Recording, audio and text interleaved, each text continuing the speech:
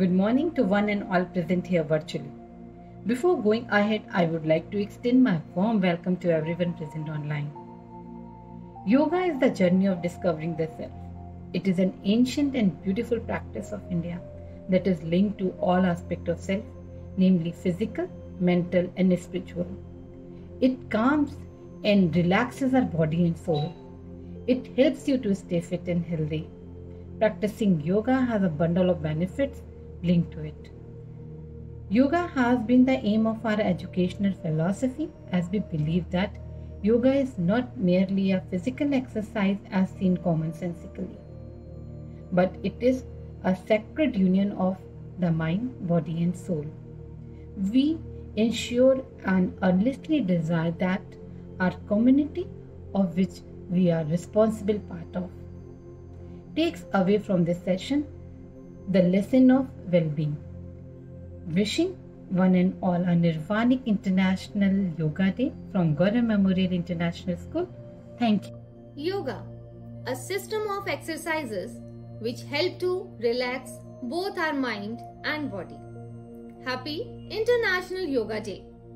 Respected Chairman Sir, Vice Chairman Sir, MD Ma'am, teachers, parents and my dear students. I welcome you all in virtual celebration of International Yoga Day.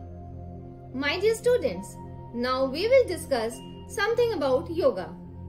Actually, a human is composed of three things: body, mind and soul. So, yoga is actually a science. So this yoga of science help us to discipline our body and mind. The word yoga is derived from the Sanskrit word yuj, which means to join or to unite. International Yoga Day was proposed by our Honorable Prime Minister Mr. Narendra Modi. The date 21st June was assigned for the Yoga Day as it is the longest day of the year when sun is out at its most. The theme for this year's Yoga Day is Yoga for Well-being and how the practice of yoga can promote the holistic health of every individual. Prevention is better than cure, and yoga is known to keep the balance between body and mind and help to get rid of many of the diseases. The yoga instructors tell us about various asanas. So asanas are art of yoga, which will help us to discipline our body and mind. Let us practice some of the asanas that we are going to learn today. So my dear students, I very specially want everyone who is participating in this celebration to do yoga and become fit. I appreciate all who connect virtually with us today to celebrate International Yoga Day. So once again, a very happy International Yoga Day. Thank you. आज की इस प्रातःकालीन बेला में आप सभी को अंतर्राष्ट्रीय योग दिवस पर बहुत शुभकामनाएं। इस अंतर्राष्ट्रीय योग दिवस पर हम सभी को अपने शरीर के लिए थोड़ा सा समय निकालकर योग और आसन का अभ्यास जरूर करना चाहिए। कुछ लोगों के लिए यहाँ से शुरुआत भी हो सकती है, कुछ लोग अपने दैनिक जीवन में इसका अभ्यास करते रहते हैं। तो हम सभी से यही चाहेंगे, जो भी यहाँ पर हमारे साथ में जुड़े हुए हैं, चाहे वो अभिभावक हों, शिक्षक हों, हमारे बच्चे हों, सभी लोग थोड़ा सा समय निकालकर योग और आसन का अभ्यास करें, क्योंकि योग से ही हमारा शरीर निरोगी रहता है, कांतिवान रहता है। और योग एक ऐसी कला है जो हमारे पूरे शरीर, चाहे वो मस्तिष्क हो, चाहे वो हमारा शरीर हो, सभी को अपने कंट्रोल में रखता है, एनर्जीफुल रखता है। क्योंकि कहा भी गया है कि स्वस्थ शरीर में ही स्वस्थ मस्तिष्क वास करता है। तो आइए हम सब मिलकर के योगा का अभ्यास करते हैं। हमारे साथ में हमारी स्कूल की शिक्षिका, योग शिक्षिका वंदना शर्मा आप सभी को योगाभ्यास कराएंगी। आइए हम सभी लोग योग प्रारंभ करते हैं। तो योग प्रारंभ करने से पहले हम प्रार्थना करेंगे। प्रार्थना करने के लिए आप चाहे तो सुखासन में या पैरों को फोल्ड करके भी बैठ सकते हैं। आप बैठेंगे उस अवस्था में जिस अवस्था में आपको पूरा कंफर्टेबल हो, आप रिलैक्सफुल हो, तो आप उस अवस्था में ही बैठिए। तो प्रार्थना स्टार्ट करते हैं हम। ओम संगच्छम समधम सा वो मनासि जानतम देवभागम यथा पूर्वे सज्जनाम उपास्ते।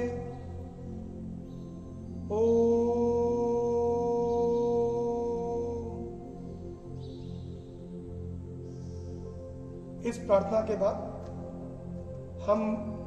जब हम योग और अभ्यास आसनों का अभ्यास करते हैं तो हम लोग सबसे पहले थोड़ा सा शरीर का वार्म अप करते हैं, जिसको कि हिंदी में अनुकूलन बोलते हैं। कि कोई भी योग और आसन या एक्सरसाइज करने से पहले अगर हम अनुकूलन कर लेते हैं, हम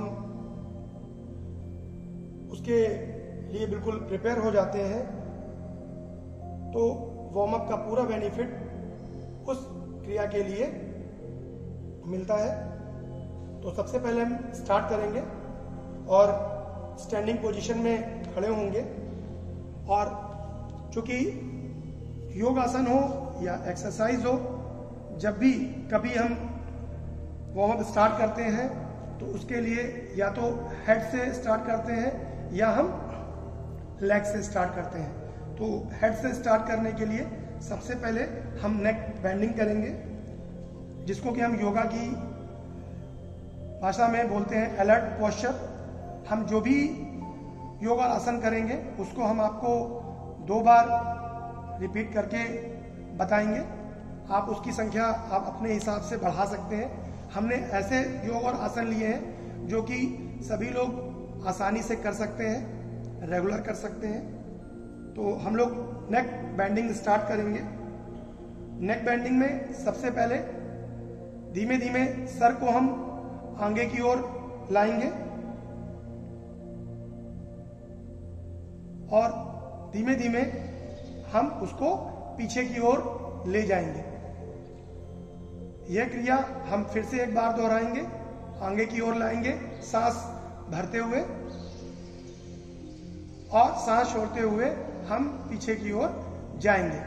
इसमें जब हम कोई भी क्रिया करते हैं योग और आसन की, तो जो श्वासों का आदान प्रदान है, सांस अंदर करना, श्वास बाहर करना, जिसको कि हम इंग्लिश में इनहेल और एक्सेल बोलते हैं, उन चीजों के बारे में थोड़ा सा ध्यान रखेंगे। उसके बाद हम अपनी नेक को राइट और लेफ्ट साइड बाय साइड पैरों को थोड़ा सा खोलेंगे और अपनी नेक को सबसे पहले दाईं ओर, कोई भी योगासन करेंगे बहुत ही आराम से, जितना आप कर सकते हैं, बिल्कुल धीरे धीरे करेंगे और संख्या का ध्यान रखेंगे। फिर बाईं ओर करेंगे,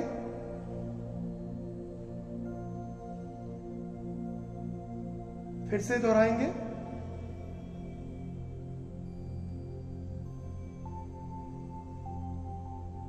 इसको राइट एंड लेफ्ट बेंडिंग भी बोलते हैं। अब हम आगे राइट एंड लेफ्ट ट्विस्टिंग करेंगे। सबसे पहले हम अपने दाईं ओर गर्दन को ले जाएंगे सामने से, फिर धीरे धीरे हम उसी अवस्था में आएंगे, फिर हम बाईं ओर ले जाएंगे, फिर हम उसी अवस्था में आएंगे।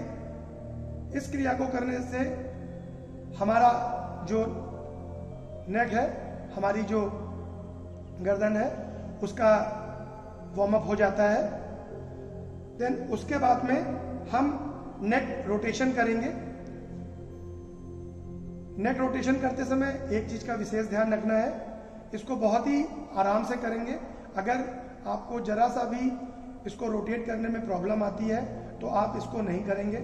आंखों को बंद नहीं करना है, आंखों को खोलकर ही इसको हम क्लॉकवाइज घुमाएंगे, क्लॉकवाइज मूव करेंगे, right to left and left to right. और इसकी संख्या चूंकि हम अभी आपको 2 बार करा रहे हैं, आप अपने हिसाब से घटा और बढ़ा भी सकते हैं। तो इसको स्टार्ट करेंगे हम।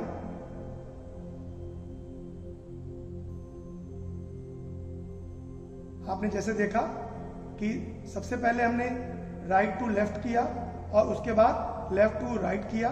फिर इस क्रिया को एक बार और दोहराएंगे हम।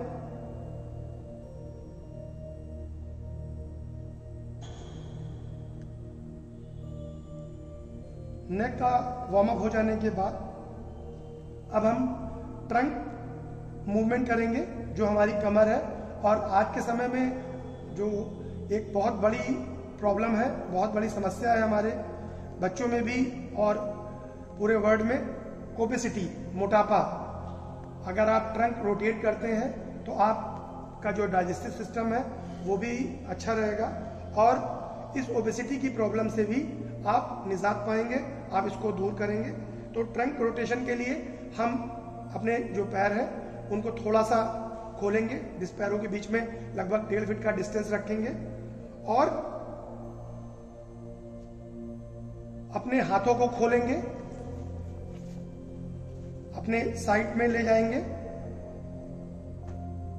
और उसको लेफ्ट और राइट हम अपने ट्रंक के साथ रोटेट करेंगे।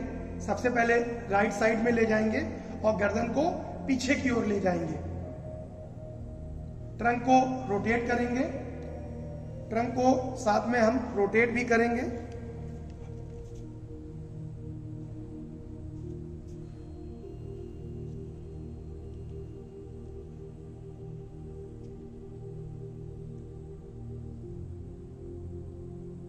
इस क्रिया को हम 2 बार में भी यहाँ पे आपको बता रहे हैं, आप इसकी संख्या बढ़ा भी सकते हैं। उसके बाद में नी मूवमेंट, इसको हम लोग अलर्ट पोस्चर भी बोलते हैं। इसमें सबसे पहले हमारे जो पैर है उनमें 1 से 1.5 फीट का गैप रहेगा और सांस को भरते हुए हम अपने हाथों को आगे की ओर लाएंगे। आपकी जो हथेलियां हैं, पाम है, वो जमीन की ओर होंगी और धीमे धीमे श्वास को बाहर छोड़ते हुए हम नीज पर आएंगे, नीज को बेंड करेंगे और फ्यू सेकंड के लिए, थोड़े सेकंड समय के लिए हम उस अवस्था में रुकेंगे। फिर धीरे धीरे हम ऊपर की ओर आएंगे और हाथों को नीचे की ओर ले जाएंगे। फिर हम इस क्रिया को दोहराएंगे, हाथों को आगे की ओर लाएंगे, शोल्डर के पैरेलल अपने कंधों के बराबर और श्वास धीमे धीमे छोड़ते हुए हम नीज पर आएंगे, होल्ड करेंगे और फिर हम अपनी अवस्था में आ जाएंगे। उसके बाद में है स्टैंडिंग पोस्चर, इसको हम योगा की भाषा में ताड़ासन भी बोलते हैं और पाम ट्री पोस्चर भी बोलते हैं इसको। और जो आजकल के बच्चों में और अभिभावकों में अपने बच्चों को लेकर एक समस्या रहती है कि हमारे बच्चों की हाइट नहीं बढ़ रही है या उनकी हाइट उस एज के हिसाब से ज़्यादा होनी चाहिए, तो ये जो योगा का पोस्चर है ये कहीं ना कहीं एक हाइट को बढ़ाने में और बॉडी पोस्चर को मेंटेन करने में बहुत हेल्प मदद करता है। तो धीरे धीरे श्वास भरते हुए हम अपने पंजों पे आएंगे और हाथों को ऊपर की ओर ले जाएंगे। दोनों हाथ आपस में जुड़े हुए होंगे और श्वास भरते हुए हम ऊपर की ओर जाएंगे।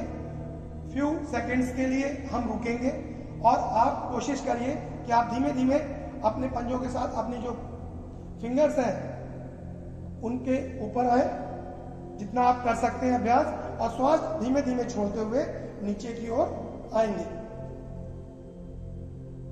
फिर से हम इस क्रिया को दोहराएंगे, हाथों को ऊपर ले जाएंगे और उसी के साथ साथ पैरों को, मतलब आपकी जो एड़ियां हैं उनको ऊपर करेंगे। पूरा वेट हम अपना पंजों पे डालेंगे। एक तरीके की बैलेंसिंग पावर भी है, ये आपकी बॉडी में क्रिएट करता है, आपको स्ट्रेंथफुल लगता है। उसके बाद आएंगे हम वक्रासन, इसको हम बोलते हैं द ट्री पोस्चर। ये इस अवस्था में आपको थोड़ा सा बैलेंस करना रहता है, बॉडी बैलेंस करनी पड़ती है। सबसे पहले हम दोनों पैरों के बीच में जो गैप होता है 1.5 फीट का, 1 फीट का, वो रखेंगे, है ना, अकॉर्डिंग टू योर बॉडी। और जो अपना लेफ्ट लेग है वो धीरे धीरे आपको अपनी राइट थाइस पर उसको रखना है, बैलेंस करना है। उसको करने के बाद आपके अपने जो आपके हाथ हैं उनको श्वास भरते हुए ऊपर ले जाना है, जोड़ना है, कुछ सेकंड के लिए रुकना है, सांसों को भी थोड़ा सा वेट करना, रुकाना है, और धीरे धीरे श्वास छोड़ते हुए पैर को भी नीचे की ओर लाना है और हाथों को भी नीचे की ओर लाना है। फिर इस क्रिया को हम दोहराएंगे।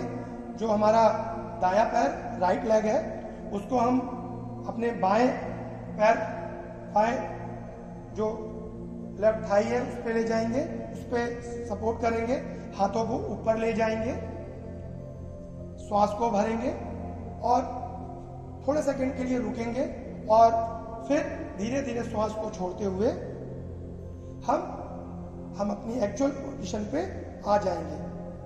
ये आपकी जो न्यूरोमस्कुलर कोऑर्डिनेशन है, आपका बैलेंस है, आपका इंड्योरेंस है और अलर्टनेस, ये इम्प्रूव करता है। इसलिए इसको जरूर आप करें और इसका अभ्यास करें प्रतिदिन, इससे आपकी बॉडी बैलेंसिंग भी स्ट्रांग होगी। उसके बाद पद हस्तासन, और इस आसन में the hands to fit posture, हम सीधे खड़े होंगे और अपने हाथों को श्वास भरते हुए ऊपर की ओर ले जाएंगे। आपके जो हाथ हैं बिल्कुल सीधे होंगे। Stand straight with feet 2 inches apart. Inhale slowly and raise the arms up. Stretch up the body from the waist. And extend the bend forward until the trunk is parallel to the ground. श्वास को धीरे धीरे छोड़ते हुए हम अपने हाथों को, जो हमारे फीट पंजे हैं, उनको टच कराएंगे। आप अपने हिसाब से कोशिश कर सकते हैं, ज़्यादा पावर आपको नहीं देना है। और फिर हाथों को टच करने के बाद आपका जो फोरहेड है उसको अपने नीज में टच कराने की भी कोशिश करेंगे। लेकिन आपसे जितना बन सकता है आप उतना ही करने की कोशिश करेंगे। ये तो हम आपको डिमोन्स्ट्रेशन दे रहे हैं, क्योंकि जैसे जैसे आप अभ्यास करते जाएंगे वैसे वैसे आपकी जो वेस्ट की फ्लेक्सिबिलिटी है, आपकी बॉडी की फ्लेक्सिबिलिटी है, वो इम्प्रूव होती जाएगी। और आप एक समय ऐसा आएगा कि आप अपने फोरहेड को अपने नीज में भी टच कराएंगे। इस क्रिया को हम फिर से दोहराएंगे।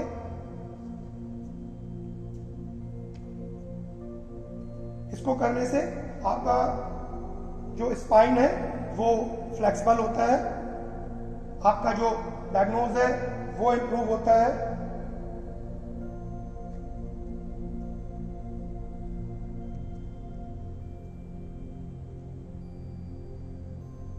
अब नेक्स्ट आसन की ओर, योगा आसन में चलेंगे हम। अर्ध चक्रासन, इसको द हाफ व्हील पोस्चर भी हम बोलते हैं। इसको करने के लिए स्ट्रेट बिल्कुल सीधे खड़े होंगे हम, हाथ साइड में होंगे और हाथों को सबसे पहले हम अपनी ट्रंक वेस्ट कमर पे रखेंगे और श्वास भरते हुए धीरे धीरे हम अपने हेड और अपनी ट्रंक को पीछे की ओर ले जाएंगे। किसी को अगर स्पाइन से रिलेटेड प्रॉब्लम है तो वो जो स्पाइन से रिलेटेड योग और क्रिया है वो ना करें, और जितना आपसे हो सकता है उतना करने की कोशिश करें। ज्यादा दबाव देने की कोशिश ना करें जिससे कि आपको दर्द हो। फिर हम इस क्रिया को दोहराएंगे। हाथ कमर पे ले जाएंगे, पीछे की ओर रखेंगे और सर के साथ साथ अपनी कमर को भी पीछे की ओर बेंड करेंगे। हम अर्ध चक्रासन करने से आपका जो स्पाइन फ्लेक्सिबिलिटी है उसको फ्लेक्सिबिलिटी मिलती है और स्ट्रेंथ भी मिलती है। स्पाइनल जो नर्वस होते हैं उनको भी थोड़ा सा रिलैक्स फील होता है, और जो सर्वाइकल से रिलेटेड पेशेंट होते हैं उनको भी इस योगासन से मदद मिलती है। उसके बाद नेक्स्ट आसन की ओर बढ़ेंगे। हम करेंगे त्रिकोण आसन। त्रिकोण आसन के लिए पैरों को हम लगभग अपनी बॉडी के हिसाब से 2 या 3 फीट खोलेंगे, और भी हम उसको ओपन कर सकते हैं अपनी बॉडी की फ्लेक्सिबिलिटी के हिसाब से, लेग की फ्लेक्सिबिलिटी के हिसाब से। और इसको स्टार्ट करने से पहले अपने हाथों को हम अपने शोल्डर के बराबर लेफ्ट और राइट साइड खोलेंगे, और जो आपका राइट हैंड है वो आपके राइट लेग पर जाएगा, और जो आपका लेफ्ट हैंड है वो बिल्कुल कानों से लगा हुआ स्ट्रेट जाएगा। हम धीरे धीरे अपने राइट हैंड को अपने जो राइट लेग है उससे टच कराएंगे।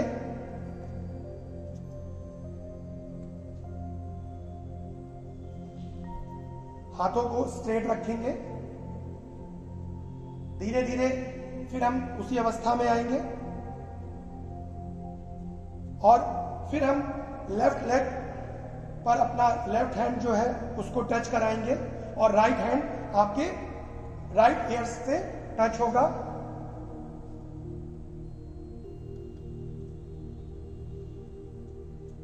इस योगाभ्यास को करने से जो फ्लैट फुट वाली प्रॉब्लम होती है, लेग से रिलेटेड जो पोस्चर प्रॉब्लम होती है वो दूर होती है। आपके थाइज और वेस्ट मसल्स स्ट्रॉन्गफुल होते हैं, आपकी जो स्पाइन होती है वो फ्लेक्सिबल होती है, और जो लंग्स कैपेसिटी होती है वो भी बहुत ही स्ट्रॉन्ग होती है। उसके बाद हम अब सिटिंग जो पोस्चर है उनके अभ्यास करेंगे। तो हम लोग बैठ जाएंगे, और सबसे पहले हम लोग जो हमारी वज्रासन की स्थिति है उसमें आएंगे, और जो हमारा नेक्स्ट आसन है भद्रासन, हम उस पोस्चर में आएंगे। तो इसको हम लोग लॉन्ग सिटिंग पोस्चर भी बोलते हैं। तो इसके लिए सबसे पहले हम नॉर्मल बैठेंगे, अपने पैरों को आगे की ओर रखेंगे। आपके दोनों जो पंजे हैं वो आपस में जुड़े हुए होंगे। आपके जो हाथ हैं वो साइड में होंगे, और आपको जो आपके पंजे हैं उनको आगे की ओर थोड़ा सा खींचना है, उनको स्ट्रेस फील कराना है। जितना आप कर सके उतना आप पंजों को आगे की ओर खींचेंगे। फिर उसको अपनी ओर खींचेंगे, फिर आप उसको आगे की ओर ले जाएंगे, फिर आप उसको पीछे की ओर लाएंगे। ये क्रिया आप बार बार दोहरा सकते हैं।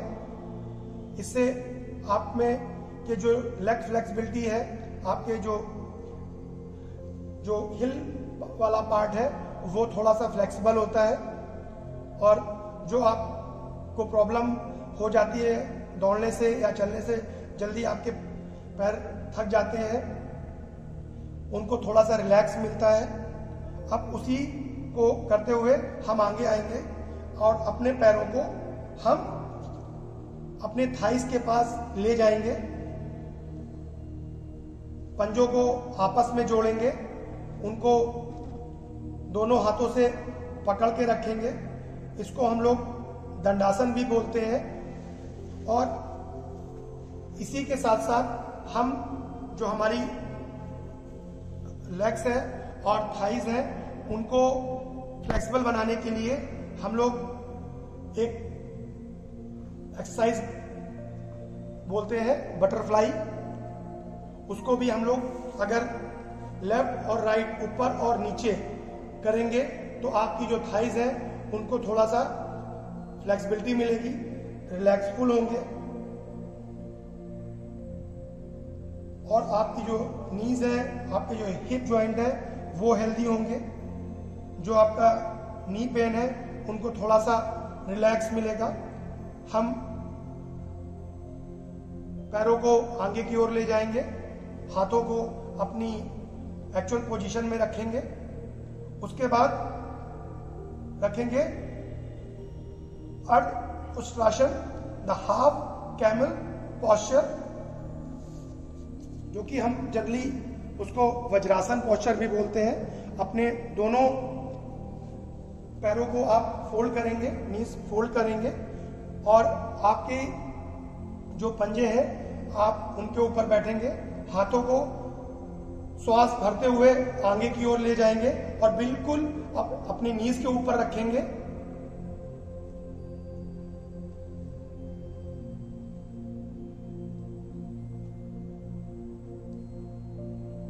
और थोड़ा सा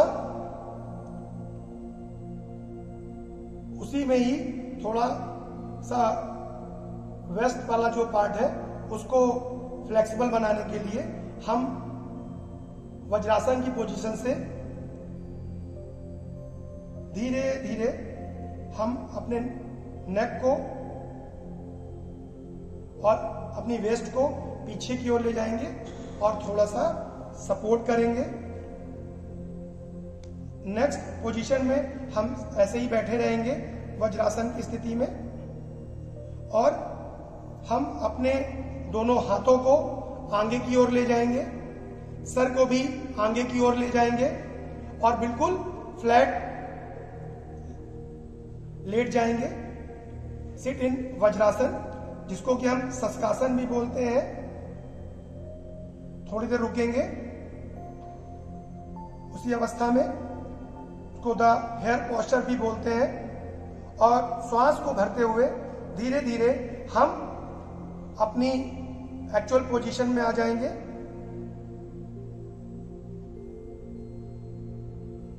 ये आपको बेनिफिट देता है।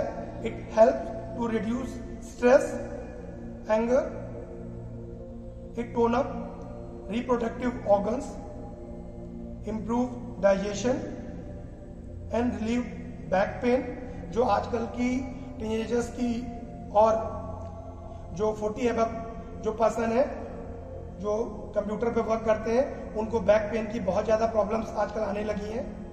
तो अगर इस योगासन को करते हैं तो आपकी बैक पेन की समस्या भी दूर होगी। अब हम नेक्स्ट आसन की ओर बढ़ेंगे, पैरों को आगे की ओर ले जाएंगे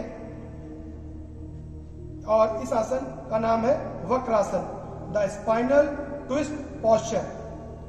इसमें हम राइट लेग स्ट्रेट रखेंगे और जो आपका लेफ्ट लेग है उसको नी बेंड करेंगे और आपका जो राइट हैंड है वो लेफ्ट लेग की ओर जाएगा और नेक को पीछे की ओर ले जाएंगे। इसको हम वक्रासन बोलते हैं कि the spinal twist posture. Same इसी अवस्था को हम दूसरी ओर से भी करेंगे। लेफ्ट लेग अपनी जगह पे रहेगा, राइट लेग बेंड करेंगे,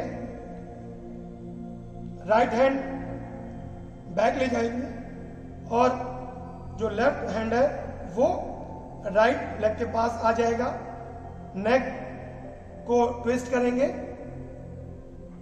और थोड़ी देर उसी अवस्था में रुकेंगे, 10 से 20 सेकंड, 30 सेकंड, जैसा आप रोक सकते हैं। धीरे धीरे हम अपनी अवस्था में आएंगे। इस आसन को करने से आपकी जो स्पाइन की फ्लेक्सिबिलिटी है वो इंक्रीज होती है और जो पैंक्रियाज है वो स्टिमुलेट होता है, उसमें उसको मैनेज करने में हेल्प करता है, डायबिटीज मैनेज करने में हेल्प करता है। उसके बाद है प्रॉन पॉस्चर, जिसको कि हम बोलते हैं भुजंग आसन, और उसको योगा के उसमें ही द कोबरा पॉस्चर भी बोलते हैं। इसमें हम पेट के बल जैसे लेटते हैं वैसे लेट जाएंगे। पहले लेट जाएंगे सीधे, फिर धीरे धीरे अपने सर को हम ऊपर की ओर उठाएंगे श्वास भरते हुए, हाथों को साइड में रखेंगे जैसे हम लोग पुशअप्स करते हैं, और जितना आप अपनी स्पाइन को पीछे की ओर ले जा सकते हो, अपनी कमर को पीछे की ओर ले जा सकते हो, अपने हेड को पीछे की ओर ले जा सकते हो, जहां को आपको स्ट्रेस फील हो, आप वहां तक उस पोजीशन तक पहुंच सकते हो। इस क्रिया को हम फिर से रिपीट करेंगे। हम एक्चुअल पोजीशन पे आएंगे, पेट के बल लेटेंगे, हाथों को साइड में रखेंगे हम, और सर को पीछे की ओर खींचेंगे, थोड़ा सा रुकेंगे,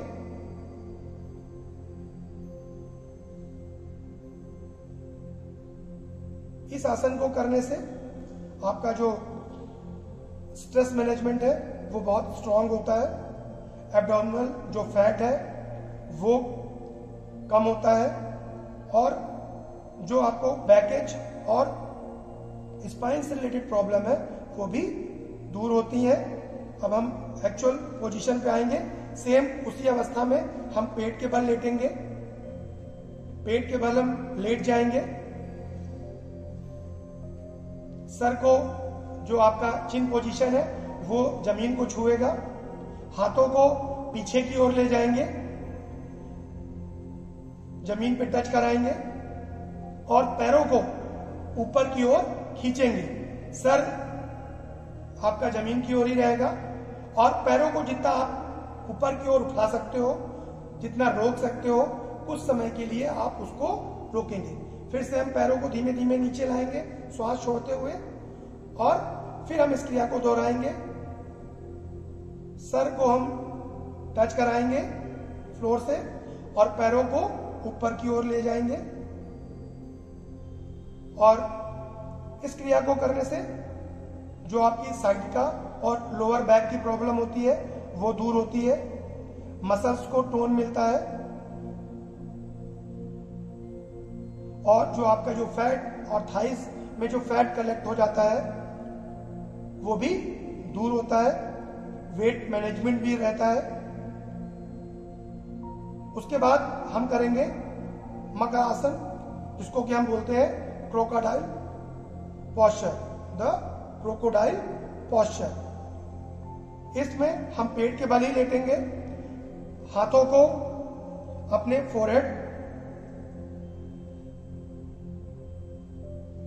अपने हाथों को फोल्ड करके सर उसके ऊपर रखेंगे, पैरों को हम जितना गैप अपनी फ्लेक्सिबिलिटी के हिसाब से दे सकते हैं उतना फैलाएंगे, 2 फीट, 3 फीट, 4 फीट, उतना हम पैरों को फैला लेंगे,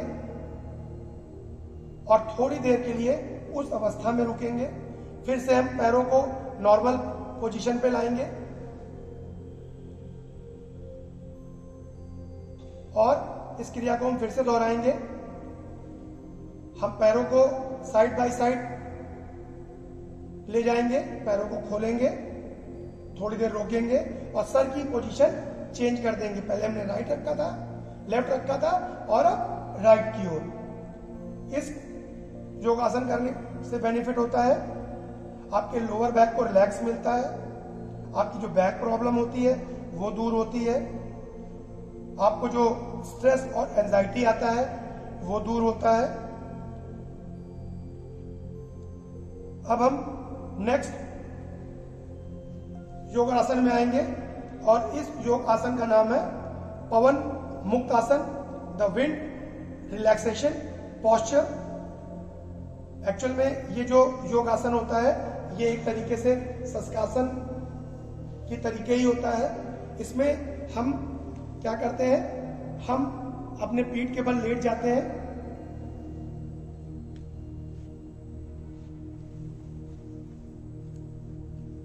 और अपने नीज को बैंड करते हैं।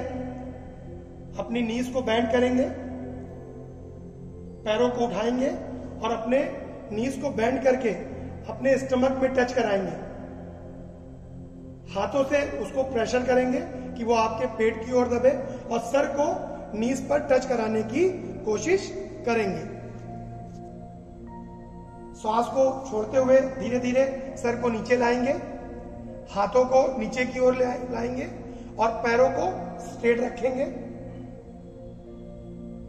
फिर से हम इस पोस्चर को दोहराएंगे। नीज को बेंड करेंगे, हाथों से नीज को, पैरों को बिल्कुल स्ट्रेट रखना है और अपनी नीज को अपने स्टमक में टच कराने की कोशिश करनी है। फिर आपको अपने हेड को उठाना है और अपनी चिन को नीज पर टच कराने की कोशिश करना है और थोड़े समय के लिए यहां पर रुकना है। इस क्रिया को करने से, इस योगासन को करने से आपका जो डाइजेशन सिस्टम है और जो आपका एब्डोमेन रीजन पे जो फैट जमा होता है, लंबर रीजन पे जो फैट जमा होता है वो दूर होता है।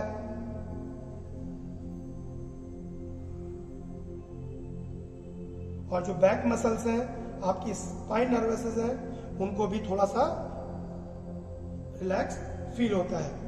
उसके बाद बहुत ही रिलैक्सफुल वाला आसन है, क्योंकि हमने बहुत सी योग और आसन की क्रियाएं करी जिससे कि आपका शरीर थोड़ा सा स्ट्रेस फील करने लगा होगा।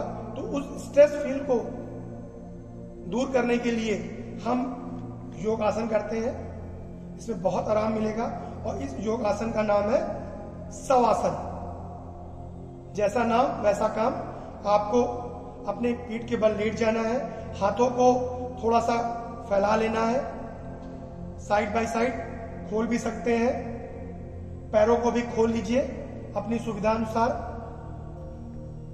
श्वास लीजिए, थोड़े समय के लिए उसको रोकिए और फिर बाहर निकालिए।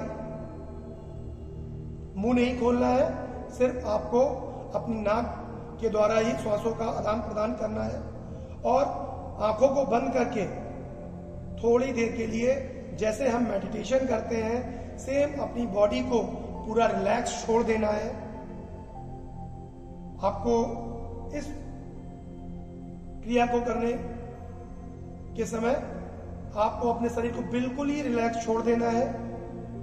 कोई भी स्ट्रेस माइंड पे नहीं रखना है, बॉडी में नहीं रखना है, बिल्कुल उसको रिलैक्स फील कराना है। फ्यू सेकंड, फ्यू मिनट्स के लिए, जितना आप उपयुक्त समझे। वैसे चूंकि बहुत आसान आसन है, इसलिए हो सकता है कुछ लोगों को नींद भी आ जाए, तो आप इसको कर सकते हैं। इससे बेनिफिट ये है कि ये जो आपके दिमाग में जो भी टेंशन, हाइपर टेंशन, तमाम तरीके की प्रॉब्लम्स क्रिएट होती रहती हैं, वो दूर होती हैं। आपकी बॉडी, आपका माइंड बहुत ही रिलैक्स फील करता है और फिजियोलॉजिकल जितने भी आपके सिस्टम है वो बहुत ही रिलैक्स फील होते हैं। जैसे कि हम लोग अपनी बॉडी को, एक मेंटालिटी होती है कि रिलैक्स और एक क्लीन करने के लिए हम फास्ट रखते हैं, हम व्रत रखते हैं, हम उपवास करते हैं। सेम उसी तरीके से अगर हम शवासन करते हैं तो कहीं ना कहीं हमारी बॉडी रिलैक्स फील होती है, माइंड को भी रिलैक्स होता है। उसके बाद आजकल जैसे भी हमने आपको बताया, टीनेजर्स और जो जिनकी लाइफ स्टाइल बहुत ही कॉम्प्लिकेटेड होती है, देर रात तक जागना, सुबह देर तक सोना, क्योंकि आज के कल की जो लाइफस्टाइल है मेट्रो लाइफस्टाइल है, तो उसमें आजकल जो मोटापा है, जो ओबेसिटी है वो बहुत ही बढ़ती जा रही है। तो उसको दूर करने के लिए हम कपालभाति करेंगे। वैसे भी सभी लोग जानते होंगे, क्योंकि बाबा रामदेव जी ने कपालभाति और अनुलोम विलोम बहुत फैला दिया है और मैक्सिमम लोग उसको करते भी हैं। इसमें आप सुखासन की स्थिति में बैठ सकते हैं, आप अपने पैरों को फोल्ड करके एक के ऊपर एक रख भी सकते हैं, और जो एक समाधि की पोजीशन होती है कि आपकी जो फिंगर्स है और आपका जो थंब है उनको फोल्ड करते हुए हम अपने नीज पर उनको रखते हैं, अपनी स्पाइन को स्ट्रेट रखते हैं, अपने हैंड को स्ट्रेट रखते हैं और अपने स्टमक को अपनी जो आपकी श्वास है उसके साथ इनहेल और एक्सेल कराते हैं। श्वास को भरते हुए हम अपने पेट को थोड़ा सा प्रेशर देते हैं, फिर श्वास को बाहर निकालते हुए हम स्टमक को बाहर की ओर करते हैं, फिर हम अंदर करते हैं, फिर हम उसको बाहर की ओर करते हैं। ये क्रिया कपालभाति कहलाती है, उसको हम कपालभाति के नाम से जानते हैं। ब्रीथिंग आपकी जो पोस्चर है उसको नॉर्मल रखेंगे, सांसों का आदान प्रदान करते रहेंगे। इसके जो नंबर्स ऑफ राउंड है वो आप अपने अकॉर्डिंग बढ़ा सकते हैं। उसके बाद जो कपालभाति करने से बेनिफिट है, जो मैंने आपको पहले बताया, वो तो फैट रिड्यूस करता ही है, और उसके साथ साथ जो आपको सर्दी जुकाम, अस्थमा से रिलेटेड प्रॉब्लम, लंग्स से रिलेटेड इन्फेक्शंस, ये भी दूर होते हैं, क्योंकि आप श्वास लेते हैं और बाहर की ओर उसको निकालते हैं, तो आपके लंग्स कैपेसिटी भी स्ट्रांग होती है। उसके बाद नेक्स्ट आसन है हमारा अनुलोम विलोम, जिसको कि हम प्राणायाम भी बोलते हैं। और आज के इस कोविड टाइम में जो भी हमारे श्वास से रिलेटेड योग और आसन है वो हमारे लिए बहुत ही हमें बेनिफिशियल भी होते हैं और बेनिफिट भी देते हैं। तो उसको करने से पहले हम नॉर्मल पोजीशन में बैठेंगे। आप अपने राइट हैंड से को ऊपर ले जाएंगे और अपने जो आपका थंब अंगूठा है उसको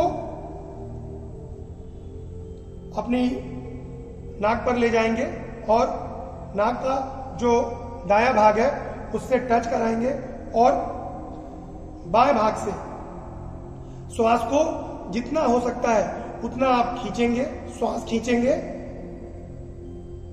और उसके बाद कुछ देर उस अवस्था में रुकेंगे। फिर हम जो हमारी फिंगर है, लास्ट फिंगर, उसको हम लेफ्ट दाई बाई जो आपकी नाक की पोजीशन है वहां पर ले जाएंगे और थंब को हटाएंगे, अंगूठे को हटाएंगे और श्वास को बाहर की ओर निकालेंगे। ये क्रिया हम फिर से दोहराएंगे और इसको भी आप नंबर्स के हिसाब से कर सकते हैं। और इसका अभ्यास भी अगर आप प्रतिदिन करते हैं तो आपकी जो लंग्स है उसकी कैपेसिटी बढ़ेगी और इसके रोटेशन और टाइमिंग को भी बढ़ा सकते हैं। जो ब्रीथिंग पावर है वो बहुत ही स्लोली और स्ट्रांग होगी आपकी। और इसका जो प्राणायाम करने का जो मेन पर्पस है, the purify the principal channels of carry energy called nourish of whole body, और उसके साथ साथ ये स्ट्रेस और एंजाइटी को भी दूर करता है। उसके बाद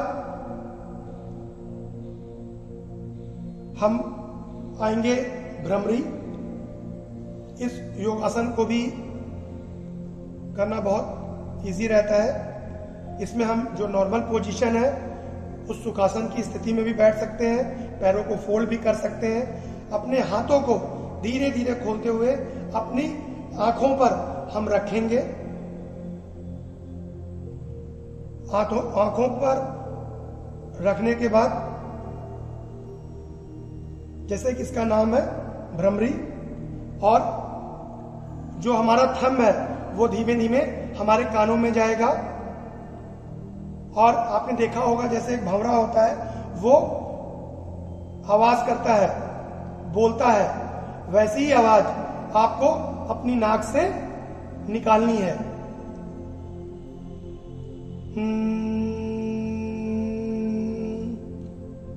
श्वास भरेंगे और फिर जैसे कोई चीज वाइब्रेट करती है वैसे हम वाइब्रेट करेंगे।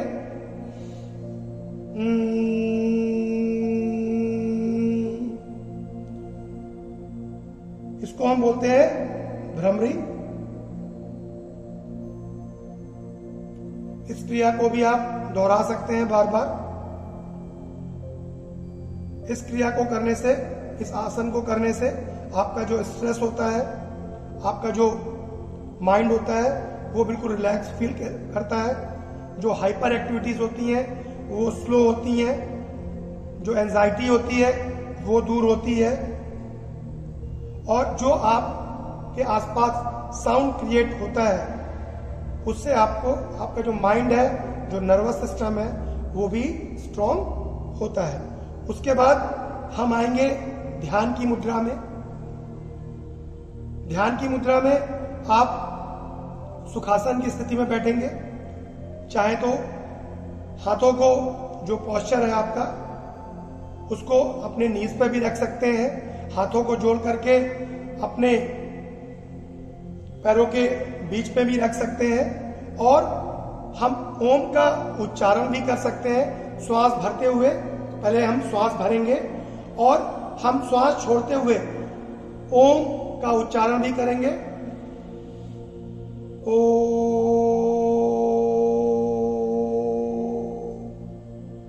फिर से श्वास भरेंगे। ओ,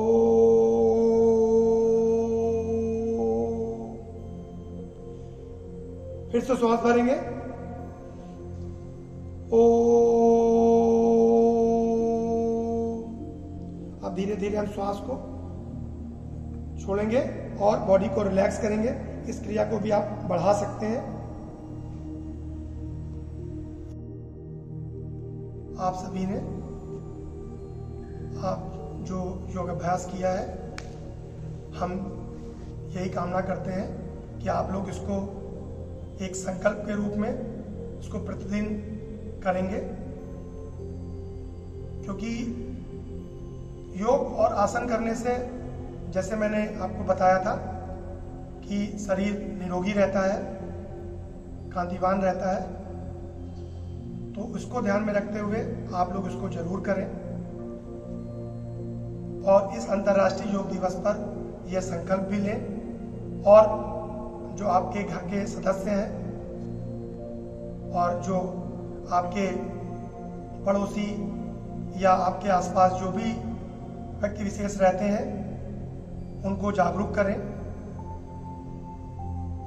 तो आज इस अंतर्राष्ट्रीय योग दिवस पर इस योग अभ्यास को हम समाप्त करते हैं और एक प्रार्थना करते हैं कि सभी लोग निरोगी रहें।